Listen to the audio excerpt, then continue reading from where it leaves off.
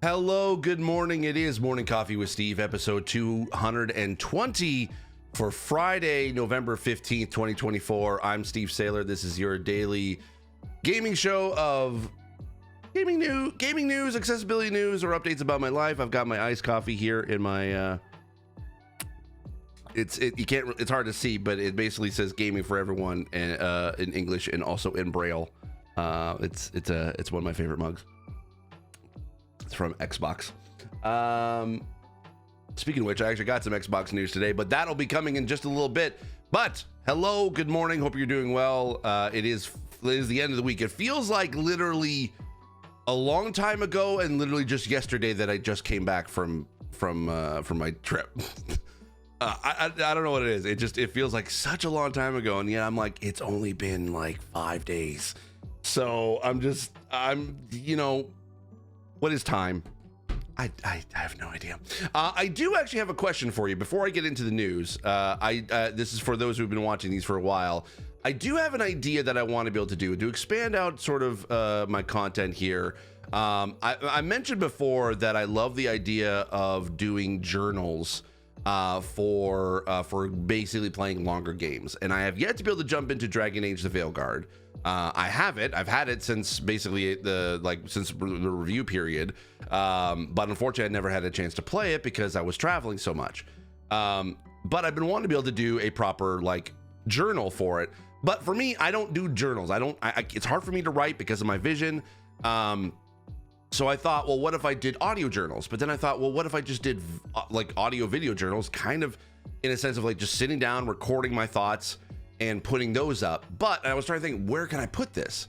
And I thought, what if I just turn on memberships on this YouTube channel here and create that as members only content? But also, for those who are watching on Patreon, if you want to be able to support me on Patreon, patreon.com/Steve Saylor, to get the audio exclusive version of the show, I can be able to do both. I can be able to put both up on Patreon and also on YouTube.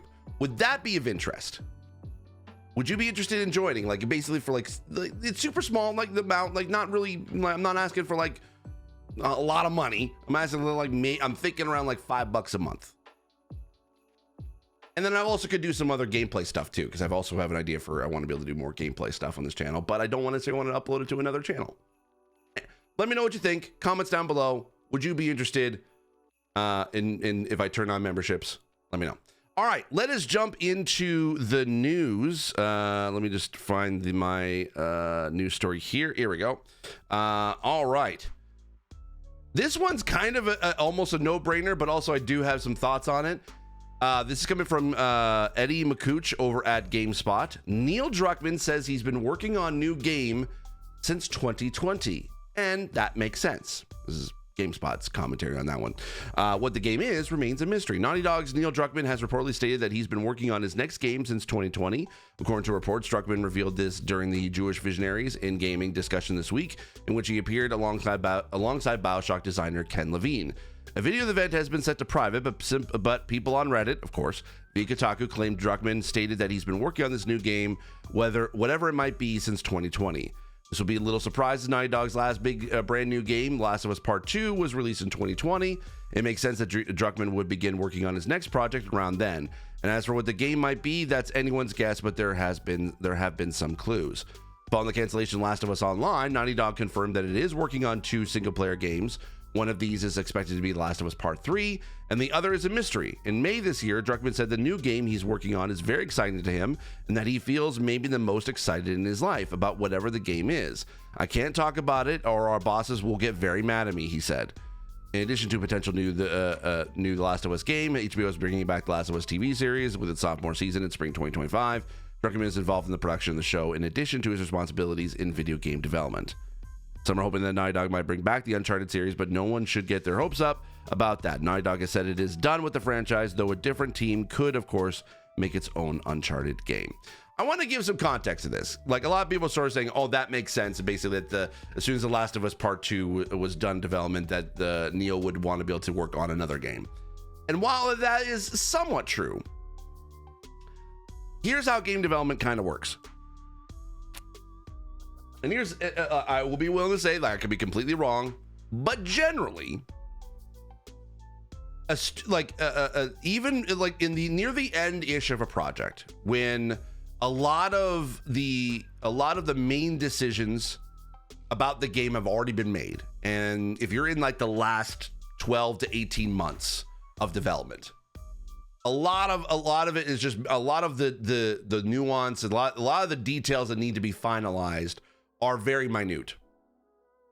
So essentially that means that not like, unless you are a director that is so super hands-on with every aspect of production, near the end of production, when you're basically just kind of squashing bugs, tweaking and finessing options and features and stuff, generally you would be already thinking about what your next project is going to be, if you're a game director or as someone of like a president of the company like Neil Druckmann would be. So I'd be willing to bet that yes, he's been working on it probably actively since 2020, but I would be willing to also bet that he's been thinking about it, or at least in pre-production with some folks at Naughty Dog, before 2020. I would probably say that it's been probably maybe something in the works, had been, or at least had been thought about since before then, because jumping on to because when you have a studio like Naughty Dog that is someone that like a studio that is in high demand for any new content, oftentimes you'd want to be able to make sure that to be able to alleviate any potential concerns or fears from PlayStation, even though they can essentially kind of almost write a blank check at this point. They want to make sure that they keep PlayStation happy. They want to let them, there's usually a time period where they want to let PlayStation know, here's what we're working on next. Okay, like a lot of times it's like, okay, you got Last of Us coming out in a couple months, what do you got next? That would be the time that basically I think that Neil would already had an idea in mind. He probably started actively working on the game since 2020, basically after Last of Us had finished. I'll just say it's like the one thing I would want to clarify. It's just very rare that as soon as a game is released, that immediately you work on the next game. Usually there is a bit of a crossover period. That being said, though, I'm going to go into the wide for this one. Do I know what the next game is going to be from Naughty Dog? No, I don't. I have to clarify that because I have worked with Naughty Dog a couple of times in the past now, on both The Last of Us Part 2 and both Part 2 Remastered and Part 1. However, that was with a different team. I didn't work with Neil directly on the last two. That was being directed by Matthew Gallant, who was a big accessibility champion within Naughty Dog, and he was the game director for both Part 1 remake and also the remastered version. So it was a smaller team with Naughty Dog that was working on that. They never told me what the new project was going to be, but I'd be willing to speculate that based off of Neil's own excitement, I would imagine that the new game that he's excited about is probably the mystery game, not necessarily The Last of Us Part 3. Unless he's kind of had a new revelation about what the game is like, or what the game is going to be like for Last of Us Part 3. I mean, here's the thing. HBO has already got a show going, and they've got at least a couple years before they would have to release something like some new content. Otherwise, the show is going to run out of content to be able to make a TV show off of. Now, granted, they may have sort of pushed themselves a little, give themselves some time, because they already have said that that season 2 and 3 will be covering both, basically The Last of Us Part 2. So they've got a couple years before they really need to be able to, we need content. So I'd be willing to bet that, yeah, The Last of Us Part 3 is probably in development, and also the new game is in development. Naughty Dog is a pretty big studio. It's not huge. A lot of people say it's like 1,200 people, but that's 1,200 people across different studios, different support studios. I think Naughty Dog is 800. I don't know. I can't remember. At least I think I remember at its peak. It was a pretty high number. However, I'd be willing to bet that probably the Naughty Dog has sort of changed the way they kind of did a little bit of game development, in that instead of just focusing on one game only that they have been at a time, I think that they would be willing to kind of break off into two. One for The Last of Us Part 3, because they've got a team that essentially could be able to create it with Neil sort of just overseeing it. Maybe he's not necessarily fully game directing it. He could be. I think that could be still the case if he still wants to. but he also has been heavily involved in the Last of Us TV series. So who knows, maybe he kind of let sort of some of the directing duties kind of on other folks at Naughty Dog, but then also working heavily on this new game. That's kind of where I'm thinking that the things are, just based off of a lot of different news and reports and rumors, and then like also like kind of just my knowledge and expertise within the gaming space. But here's what I would love to be able to see. I would love to be able to see a new franchise from Naughty Dog. They've been in the Last of Us mode since, what was it, 2018 was when Uncharted 4 came out. So no, 2017. So actually, I think that's when they were in the development process of part 2. It was like around 2017, because I remember that's when Brandon Cole sort of jumped in on board. So they've been working on The Last of Us, probably, I would say conservatively, 7-8 years at this point. And especially with the TV show and potentially also part 3, I would be willing to bet that there's probably a decent amount of people at Naughty Dog that are like, we want to try something new. So that is where I think that's going to be like, that's going to be the case. And here's the thing too, kind of just broader PlayStation Studios perspective. We have yet to be able to see what is Naughty Dog's going to be next game, and also what is Sony Santa Monica's next game. We know that Cory Barlog, or rumored Cory Barlog, is working on a potential sci-fi game. That's why he kind of gave off the directing duties for God of War Ragnarok, so that he can work on that project. But we haven't really heard about sort of like since Neil Druckmann kind of like started working on the Last of Us TV show. Essentially, what is Naughty Dog's next game? They haven't put out a new game since 2020. They haven't announced really a new game. I think the multiplayer, the online, was kind of sad to see that go. But I think they made the right move, because they were like, well, if we did this, then Naughty Dog would turn into a multiplayer studio, which I don't think that they wanted to do. So my guess is we probably will hear about whatever Naughty Dog's next game first before we hear about a Last of Us Part 3. I could be wrong. It could be reversed. We could hear about Part 3 before we hear about Naughty Dog game. But I would be willing to bet that they would get a much bigger splash if they announce what the brand new IP is, like instead of if they announce Part 3. Because I think everyone kind of expects they're going to do Part 3 because of like stuff like the show. But I think that people get more excited if they see, like, say for instance, we're at the Game Awards, and all of a sudden we see the Naughty Dog logo, and then we see something completely different from like that's not The Last of Us or Uncharted. That would send everyone into a frenzy, and I think that would give a much bigger splash than being like, oh, it's just The Last of Us Part 3 again. Oh, okay. I think it's like not debate. Like, people will be excited. I'll be excited. But I think that as a bigger announcement, I would be willing to bet that they would want to put out their new game first before Part 3. Or it could be simultaneously. I don't know. So, whatever that new game is that Neil Druckmann's working on, I'm very curious to see what it's going to be. I hope, hey, we're getting into Game Awards territory, and you know Jeff Keighley, he loves his big surprises. And he is good friends with Neil. Let's see what's going to come from that. I have a lot of high hopes for the Game Awards, actually, for what they could announce.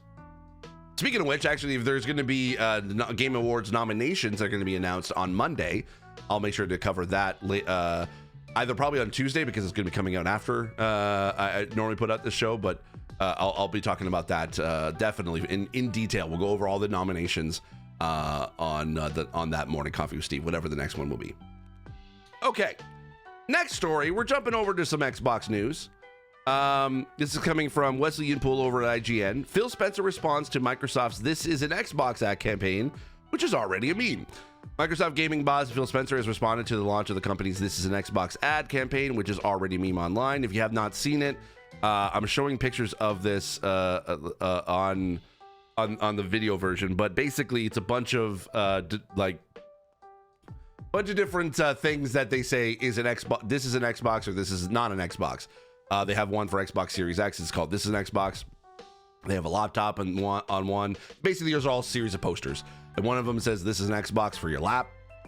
One looks like an RG Ally. This is an Xbox that tags along. And then they have one that this is a cat box.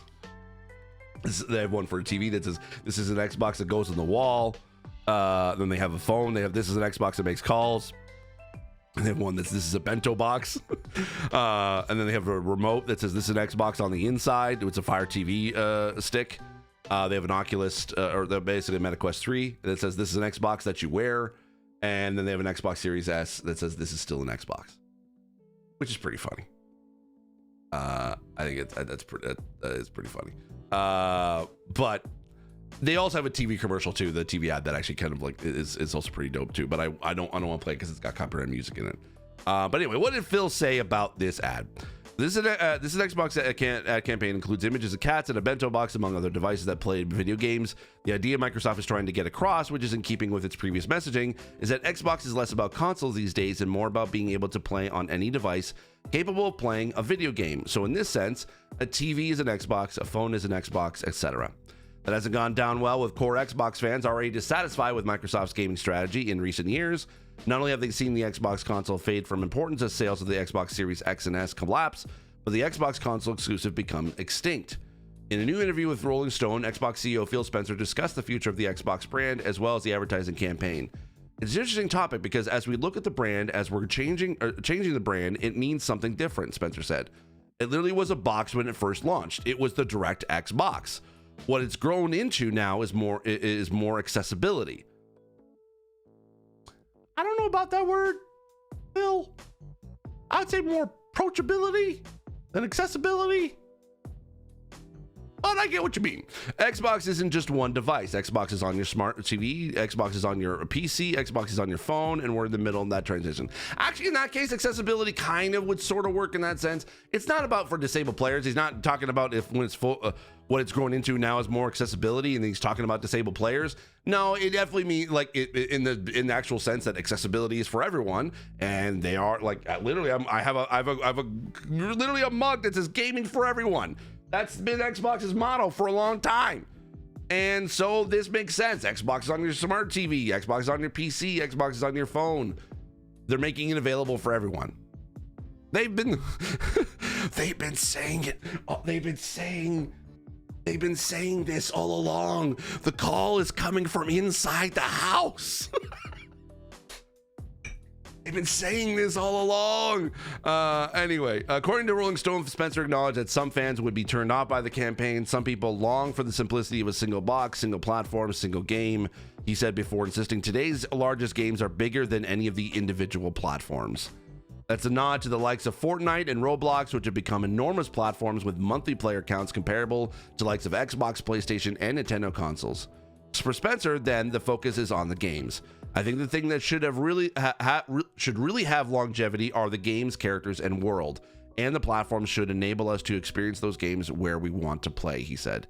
That's how we think about Xbox today.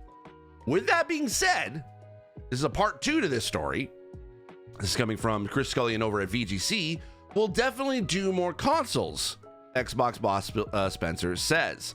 In an interview with Rolling Stone following the launch of the company's new This is an Xbox marketing campaign, Spencer explained that the shift to a multi-platform strategy doesn't mean the Xbox Series X and Series S will be the final Xbox consoles. We'll definitely do more consoles in the future, Spencer confirmed, and other devices. Other devices may refer to the oft-reported Xbox handheld, which Spencer said earlier this week was in the pipeline but was still years away. When asked by a Rolling Stone if Xbox would release a mid-generation console upgrade similar to the PS5 Pro, Spencer was less definitive, appearing to suggest he didn't think the difference in performance was worth it. We think about hardware that can create unique value for our players or creators on our platform, he explained. We don't need to do incremental hardware for our own benefit. Does a new device really give you a unique experience on screen in some way? It's less like the old days going from the original Xbox to 360. That was standard definition to high definition. Now it's harder to show the benefits. Spencer confirmed earlier to Bloomberg that Microsoft is working on a handheld gaming prototype, says this expectation is that we would do something in the category. Longer term, I love us building devices, he explained, and I think our team could do some real innovative work, but we want to be informed by learning and what's happening now. So I have some thoughts on this. I think I've kind of like talked about this a tiny bit, and if I'm repeating myself, forgive me, but Xbox is kind of going back to essentially Microsoft's old strategy of when Windows was coming about. When computer companies were working on hardware and software at the same time, a la Apple at the time, it was sort of it was unheard of for essentially a company like Microsoft to create an operating system without the hardware, and then license the operating system to as many PC manufacturers as possible, and that thus becoming the dominant OS platform. Now, granted, Apple has sort of has redeemed themselves many times over the past a decade or 2 decades, I would say. However, Xbox seems to be kind of following the similar strategy, but in a different way for video games. They're kind of taking what is new, what is current, and working on something that's basically that is changing the way that we sort of see video games being developed and distributed and published today. The current gaming, like the console cycle of you have a new box, you release games for that box, then technology kind of gets better, they release a new version of that same box, but while also working on the next box. Okay. Here's the thing. Every console that has come out in the past 3 decades has usually sold at a loss. They rarely make money. Like a console developer, like both the PlayStation, Xbox, and Nintendo, maybe Nintendo a little bit now, but they've rarely ever made a profit over over software. Software was always the driving force for profit within both Xbox and PlayStation. Nintendo's kind of changed that around, especially with the Wii and the Switch, because they sold so many of those hardware that I would imagine has probably become profitable many times over since then. But Xbox and PlayStation, I don't think I've ever rarely made any money off the console themselves. So Xbox was like, okay, we need to get, like, they've already recognized that they're in 3rd place, that there's nothing they can be able to do to be able to entice players to be able to say that their box is the better box. So what do? They create something like Game Pass, like a subscription service. They acquire a bunch of different studios so they can be able to have more games for that service. They're basically, like, as people would say, they're kind of like trying to become the Netflix of gaming, which has helped and which has sort of benefited the entertainment industry, but also had negative effects on the entertainment industry as well. And we are going through some of those shifts and changes in gaming right now as well. Game Pass is not perfect, but Game Pass is not the boogeyman that some folks thinks it is. I think that Game Pass is a brilliant idea. I hope that it's making money for Microsoft in that sense, and I hope that basically that strategy of acquiring stuff like Activision and having Call of Duty basically be exclusive on Game Pass as well as on other platforms.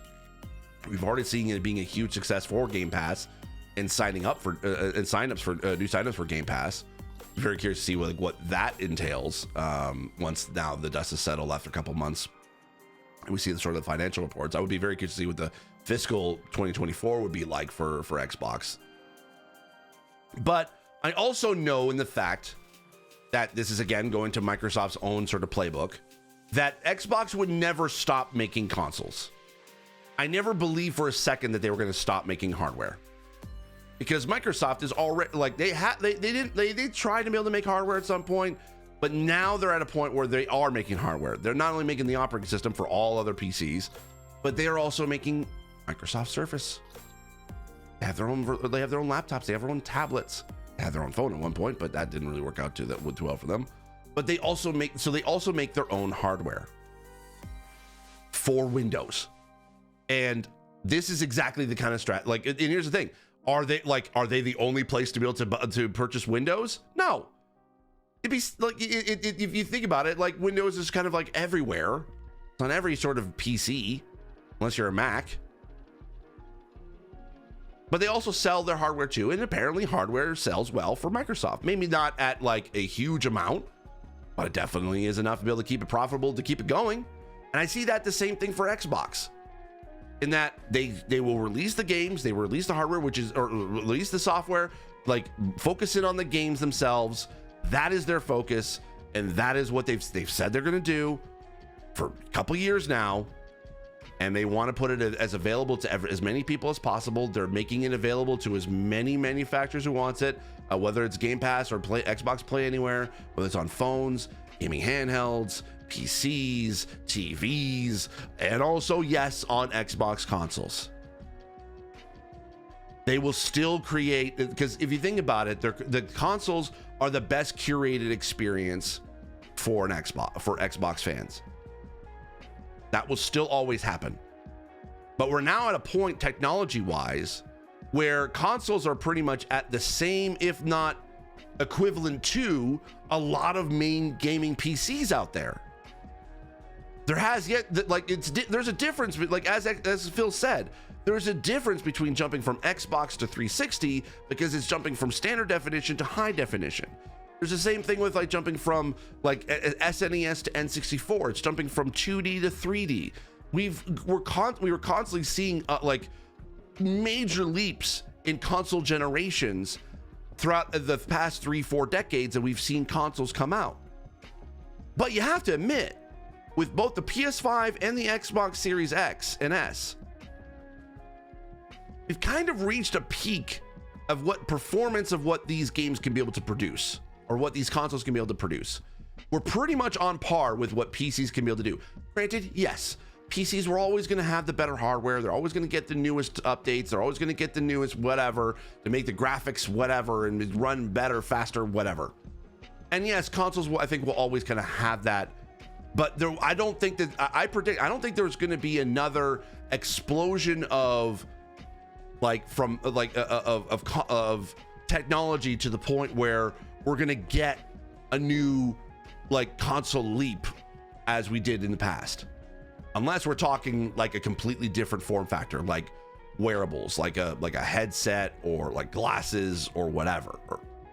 That's the only thing I can think, or even just virtual reality, or like in a holodeck setting. I think that's the only thing that's gonna really make that different. Like the technology was gonna eclipse what we have. I think that. So going back to Xbox, I think they're always going to create hardware. It probably won't sell as much as they used to sell consoles, but that's not a failure of the consoles. That's just them That's just them taking, like, expanding their focus a bit and being like, let's not worry about the box. Let's worry about the games, which is what people want. And when they focus in on the games, that means that, and if they have the games that are available everywhere, it means more profit for them, but also it means that it does. Like, I love the ability of being able to like jump from my Xbox to my ROG Ally and be able to pick up exactly where I left off. Well, I mean, some consoles they can be able to do that anyway. I love basically the idea of like cross-platform, cross-save, or cross-save, cross-play, whatever. I love being able to do that. I love being able to just jump on from whatever device I'm at and be able to still be able to play exactly where I left off. Like, that's cool. No longer are we tied to a TV or tied to a box anymore. I love the idea of Xbox Play everywhere. I think that's huge. So I'm not for console. I'm not for console wars. If you've heard me talk about it long enough, you know that's something I'm very much against.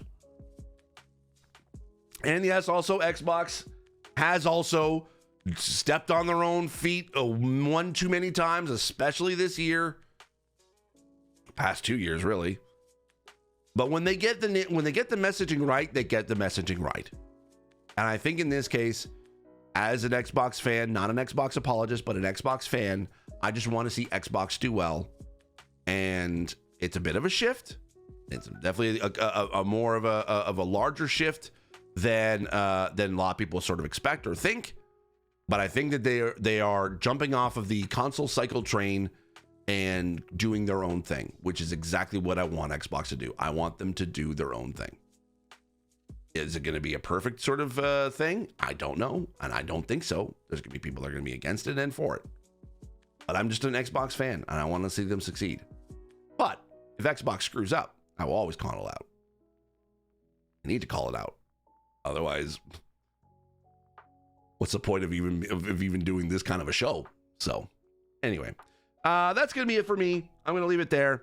Thank you so much for watching. Thank you so much for listening. I really do appreciate it. If you have any comments or like, what do you think about the Xbox strategy as of right now? And also, what do you think of in regards to, what was the other story? Oh, Naughty Dog. Yeah, what do you think Naughty Dog's going to be working on? Let me know in the comments down below. Take care. Thank you so much. This is the weekend, so I hope you have a great weekend. And I will see you all on Monday. Take care. Bye-bye.